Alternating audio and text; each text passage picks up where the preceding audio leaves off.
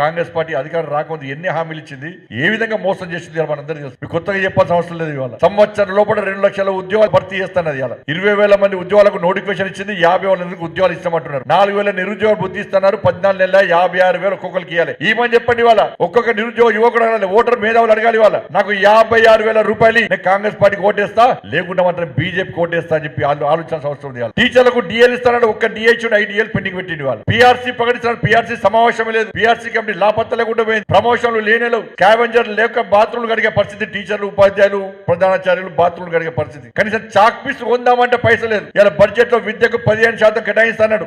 ఇలా 6% కేటాయించేది. వాళ్ళ వేల ఉద్యోగాలు ఖాళీ ఉన్నాయి. కనీస సదుపాయాలు లేవు. ఉపాధ్యాయుల మీద బడ్డన పడుతుంది. స్ట్రెస్ కు లోన్ అవుతున్నారు. ఇవాళ సమస్యలతో తల్లడిల్లుతున్నారు. ఇవాళ రైతుల పరిస్థితి అదే. ఇలా మహిళలకు 2,500 రూపాయలు ఇస్తున్నారు. అటైపోయింది. స్కూటీ ఇస్తున్నారు. అటైపోయింది. తులం బంగారం ఇస్తున్నారు. అటైపోయింది. రైతు కుళ్లకు 12,000 రూపాయలు. అటైపోయింది. రైతు భరోసా అన్నారు. అటైపోయింది. బోనస్ అన్నారు. అటైపోయింది. ఇట్లా అన్ని సమస్యలతో ఇలా ఈ తెలంగాణ రాష్ట్రంలో కాంగ్రెస్ పార్టీ బాకీ పడ్డది. ఈ బాకీలు పడ్డటువంటి కాంగ్రెస్ ప్రభుత్వాన్ని బండకేసి కొట్టాల్సిన బాధ్యత భారతీయ జనతా పార్టీ కార్యకర్తలుగా మన మీద ఉన్నది.